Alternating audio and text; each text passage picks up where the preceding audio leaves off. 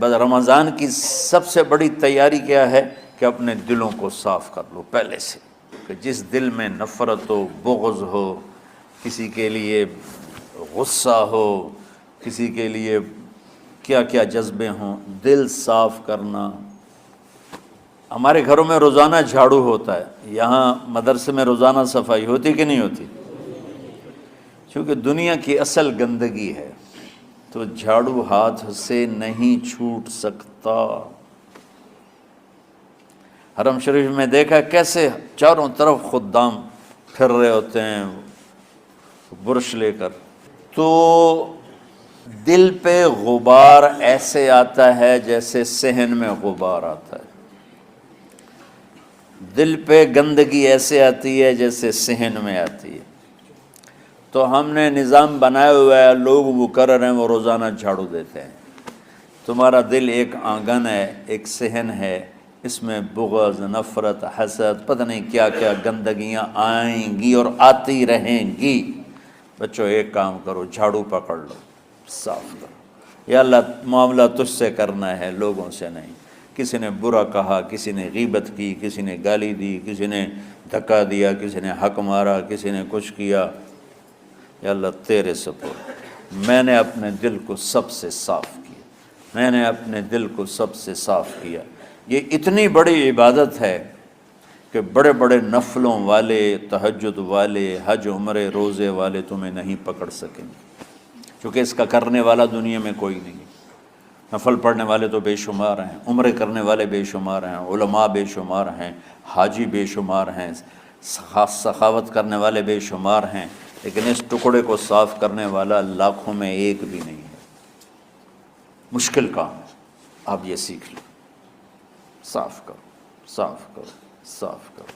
یہ رمضان کی سب سے بڑی تیاری اور علم کو حاصل کرنے کی سب سے بڑی چابی ہے کہ اپنے دل کو کھلا کر لو۔ کوئی چیز خالی ہوگی تو کچھ آئے گا۔ جس دل میں بغض بھرا ہو، نفرت بھری ہو، حسد بھرا ہو، کینہ بھرا ہو، اس میں خاک آئے گا، اس میں تو علم کی ایک کرن بھی نہیں آئے گی۔ اس زبان سے چاہے جتنے مرضی موتی بکھیرے، دل اس کا اندھا ہوگا۔ لا تعمى الابصار ولكن تعمى القلوب التي في الصدور، یہ آنکھوں سے اندھے نہیں، دل سے اندھے ہیں۔ تو بچوں اپنے دل کو صاف کرنا سیکھو۔ وہ کتنی مشہور حدیث ہے، آپ نے کہا اس دروازے سے ایک جنتی آ رہا ہے، تو ایک انصاری صحابی داخل ہوئے، جوتا ہاتھ میں، داڑھی میں وضو کا پانی۔ اگلے دن اس دروازے سے ایک جنتی آ رہا ہے، تو ایک صحابی آئے، ہاتھ میں جوتا، داڑھی میں وضو کا پانی، وہی صحابی۔ اگلے دن اس دروازے سے ایک جنتی آ رہا ہے، تو وہی صحابی 3 دن جنت کی بشارت لی۔ اس صحابہ کی جماعت میں ایک شخص ہیں جن کا نام ہے عبداللہ بن عمرو بن عاص۔ ان سے بڑا عبادت گزار صحابہ میں کوئی نہیں تھا، نہ سابقین میں نہ متاخرین میں، نہ پہلوں میں نہ بعد والوں میں۔ ان کی عبادت کیا تھی؟ ساری رات جاگنا، سارے دن کا روزہ، اور ایک ختم قرآن صبح سے شام تک۔ اتنی اللہ نے طاقت دی تھی۔ پھر وہی غلو والی بات آ گئی، ایکسٹریم ہونے والی بات آ گئی۔ ان کی شادی والی رات حجلہ عروسی میں داخل ہو رہے ہیں، دلہن کے کمرے میں داخل ہو رہے ہیں، اور مصلی بچھا کے اللہ اکبر، اور دیر نفل تے نفل، دیر نفل تے نفل۔ تو ان کی بیگم نے دیکھا تو وہ بھی خیر کا زمانہ تھا، انہوں نے بھی وضو کیا اور پیچھے مصلی بچھا کے وہ بھی فجر تک نفل پڑھتے رہے۔ صبح ہوئی تو حضرت عمر بن عاص رضی اللہ عنہ نے پوچھا، بیٹی رات کیسی گزری؟ کہا جی ماشاءاللہ آپ کے بیٹے تو بڑے عبادت گزار ہیں، ساری رات نفلوں میں ہی گزری۔ تو وہ ان کو شکایت کر دی۔ حضرت عمر بن عاص کو اتنا غصہ چڑھا، بیٹے کو تو کچھ نہیں کہا، کتنی حکمت کی بات ہے، سیدھے گئے اللہ کے نبی کے پاس، یا رسول اللہ یہ عبداللہ دیکھیں کیسا نادان ہے، اس کی شادی کی ساری رات نفل پڑھتا رہا۔ تو آپ کہتے ہیں ماشاءاللہ ماشاءاللہ کتنی بڑی بات ہے۔ نفلوں میں گزر گئی، رات بھی نفلوں میں گزر گئی۔ تو آپ نے حضرت عبداللہ بن عمر کو بلا کے ڈانٹا کہ تو نے مہینے میں 3 دن روزے رکھنے ہیں، بس اس سے زیادہ نہیں رکھنے، اور ہفتے میں 1 قرآن ختم کرنا ہے۔ کہا یا رسول اللہ میرے اندر طاقت زیادہ ہے۔ پھر اچھا 15 دن روزے رکھنے، کہ نہیں میرے اندر طاقت زیادہ ہے۔ آپ اس کو تھوڑا تھوڑا کر کے گھٹاتے رہے، اور وہ ہر دفعہ نہیں یا رسول اللہ میرے اندر طاقت زیادہ ہے۔ تو آخر میں آپ نے کہا اچھا چلو صوم داؤدی پہ آ جاؤ، 1 دن روزہ رکھو، 1 دن افطار کرو، اور 3 دن سے پہلے قرآن ختم نہیں کرنا۔ تو آپ نے اس کو پیچھے کیا۔ یہ بیٹھے تھے اس محفل میں، ان کے دل میں آیا کیا یہ بزرگ مجھ سے زیادہ عبادت کرتا؟ رات میں ساری جاگتا ہوں، دن روزہ رکھتا ہوں، 1 ختم کرتا ہوں، تو جنت کی بشارت تو مجھے ملنی چاہیے تھی، ان کو کیسے مل رہی؟ یہ کسی کتاب میں نہیں لکھا کہ یہ ان کا جذبہ تھا، لیکن جو کہ میں ان کی سیرت کو جانتا ہوں تو مجھے خیال آتا ہے کہ ان کی نفسیات میں یہ بات آئی ہوگی، چونکہ صرف انہی کو خیال آیا کہ میں جا کے دیکھتا ہوں کہ یہ بزرگ کیا کرتے ہیں۔ تو ان کے پاس پہنچ گئے، چاچا ذرا، وہ ادھیڑ عمر تھے، چاچا وہ میرے ابا تھوڑے ناراض ہیں، تو کچھ دن آپ کے پاس گزار لوں؟ کا بیٹا بسم اللہ آ جاؤ۔ اب رات ہوتے ہی عشاء کی نماز پڑھ کے انہوں نے جلدی سے چادر اوپر لی اور یوں سراغ کر کے ان چاچے کو دیکھنے لگے ایسے کر کے کہ اب یہ کیا ساری رات سجدہ کرے گا، اور ساری رات روتے روتے روتے روتے مصلی گیلا ہو جائے گا، یا ساری رات رکوع کرے گا، ساری رات قیام کرے گا، ساری رات قرآن پڑھے گا، اس تصور سے یوں دیکھ رہے۔ اور وہ بزرگ صحابی تشریف لائے، سرانے پہ سر رکھا، اللہم بسمک اموت و احیا، ہو گئے۔ اب یہ دیکھ رہے ہیں ابھی اٹھیں گے، ابھی اٹھیں گے، ابھی اٹھیں گے، اٹھے نہیں، فجر کی اذان پہ اٹھے۔ اب یہ تو حیران پریشان ہو گئے کہ یہ کیا ہو؟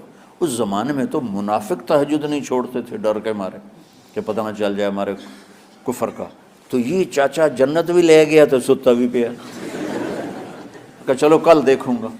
اگلی رات پھر چادر سر پہ کر کے اور یوں سوراخ کر کے لیٹے ہوئے اور دیکھ رہے۔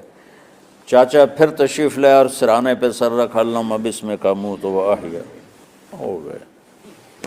فجر کی اذان پہ اٹھے، یہ اور پریشان ہو گئے کہ میرا نبی کا فرمان تو سچا ہے، اس میں تو شک بھی کفر ہے، لیکن عمل کیا ہے جس پر اس کو جنت کی بشارت ملی؟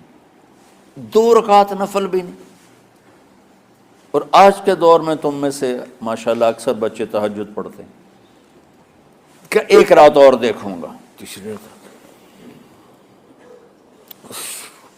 اللہم بسمک اموت و احیا، ہو گئی ساری رات۔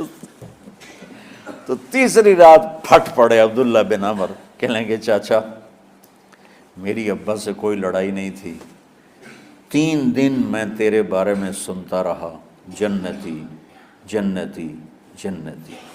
میں دیکھنے آیا تھا کہ آپ کیا کرتے ہیں، آپ تو کچھ بھی نہیں کرتے ہو، ساری رات سوتے رہتے ہو، اب کیا کرتے ہو؟ ان کا بیٹا یہی ہے جو تم نے دیکھا ہے۔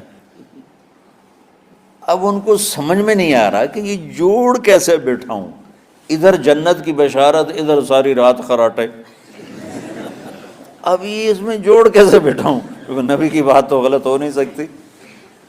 تو اب وہ نا ایسے نا بڑے بے دل سے ہو کر واپس مڑے، پتہ نہیں کی چکر ہوئے گی کوئی گل۔ جب وہ دروازے تک پہنچے تو کہنے لگے بیٹا ادھر آنا، واپس آ گئے۔ کہا میں تمہیں اصل راز کی بات بتاتا ہوں۔ کہا کیا ہے کیا ہے؟ تو یہاں ہاتھ رکھا، کہا یہ جو دل ہے نا اس میں کسی انسان کی نفرت نہیں۔ ہاں ہاں ہاں، اور جب اللہ کسی کو رزق دیتا ہے، عزت دیتا ہے، مجھے کبھی حسد نہیں ہوا، مجھے خوشی ہوتی۔ تو عبداللہ بن عمر نے کہنا تھا ہاں یہ بات ہے، نہیں، انہوں نے کہا ہاذا ہوا، اچھل کے کہنے لگے ہاذا ہوا، ہاں ہاں ہاں ہاں، یہی ہے یہی ہے یہی ہے۔ پھر کہنے کہ چاچا پر یہ میرے بس کا نہیں ہے، کون کرے گا یہ؟ اتنے بڑے آدمی ہو کر کہہ رہے ہیں کہ یہ میرے بس کا نہیں۔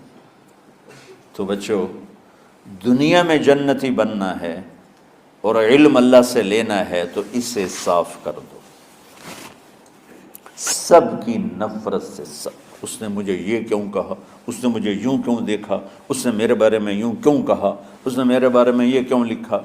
جس کی تعریف ہوتی میری کتنی برائی ہوتی، صرف تعریف تو نہیں ہوتی، بھرا پڑا سوشل میڈیا مجھے گالیاں دیں۔ اللہ کے فضل سے میرے دل میں ایک ذرے کے برابر کبھی کوئی منفی جذبہ نہیں آیا، آئے تو میں دھو کے صاف کر دیتا ہوں، یا اللہ میں نے اپنے دل کو صاف کیا، میرا معاملہ تیرے ساتھ ہے، کسی کے ساتھ نہیں۔ یہی آپ رمضان کی سب سے بڑی تیاری، علم کے حاصل کرنے کا سب سے بڑا ہتھیار آپ کو یہ نہیں ہے کہ تمہیں کتابیں یاد ہو جائیں، تمہیں اشعار یاد ہو جائیں۔ تو ساری امت سے کہتا ہوں رمضان کا استقبال کرو دلوں کو صاف کر کے، نفرتوں کو مٹا کے، مذہبی نفرت، دنیاوی نفرت، رشتوں کی نفرت، بول چال کی نفرت، سیاست کی نفرت، لین دین کی نفرت، ان سب سے اپنے دل کو صاف کرو تاکہ رمضان میں اللہ نے علم اتارا، اللہ تعالیٰ آپ کو علم عطا فرمائے، اور باقی لوگ جو عام دنیا میں زندگی گزار رہے ہیں ان کے دلوں میں اللہ رمضان کا نور اتارے اور ہدایت کا نور اتارے۔ یہ سب سے بڑی تیاری ہے اس کی۔ اور کسی سے گلہ ہے، غصہ ہے، ناراضگی ہے، کسی سے بولتے نہیں ہو، ابھی سے شعبان آ چکا ہے، آپ شعبان سے رمضان کی تیاری شروع فرما دیتے تھے۔ تو اس کی تیاری کیا ہے؟ وہ دلوں کو صاف کرو، معاف کرو، معافی مانگو، تمہارا قصور نہیں پھر بھی معافی مانگ لو، دلوں کو صاف کرو، اور اللہ سے سخاوت مانگو کہ اللہ کو سخی بھی پسند ہے اور صاف دل والا بھی پسند ہے۔